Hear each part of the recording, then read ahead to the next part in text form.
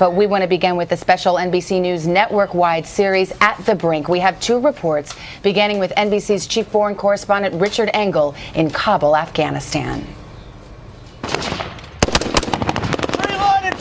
Marines from the 3-8 battle a group of Taliban in southern Afghanistan. They leap on buildings to shoot at the Taliban hiding among the mud farmhouses. The Taliban are testing Marines because there were 2,000 U.S. troops in this area last year. Now there are only 200. The surge is over, and the Taliban are trying to make a comeback. Marine Corpsman Doc Coughlin advances closer to the Taliban positions. Once we got up there, we had a lot better vantage point. Then the battle is over. The Taliban retreat. But why are U.S. forces still doing this after 11 years? And what has it accomplished? On a humanitarian level, for Afghans, some improvements. 3 million girls are in school. The number of primary health care facilities has tripled. The average life expectancy for women is up a staggering 22 years. But this was never sold as a humanitarian mission.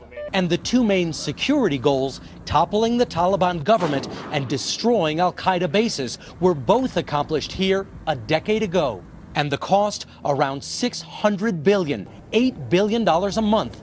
And there are 2 more years to go. The Afghan government of President Hamid Karzai, Washington helped put in place, is widely considered one of the most corrupt in the world. The U.S. has helped train about 350,000 Afghan security forces, the target number. But they're not always loyal. 20% of American combat deaths this year came from Afghan forces shooting their American partners. Many Afghans fear the government may not be able to hold the country together once U.S. troops leave in 2014.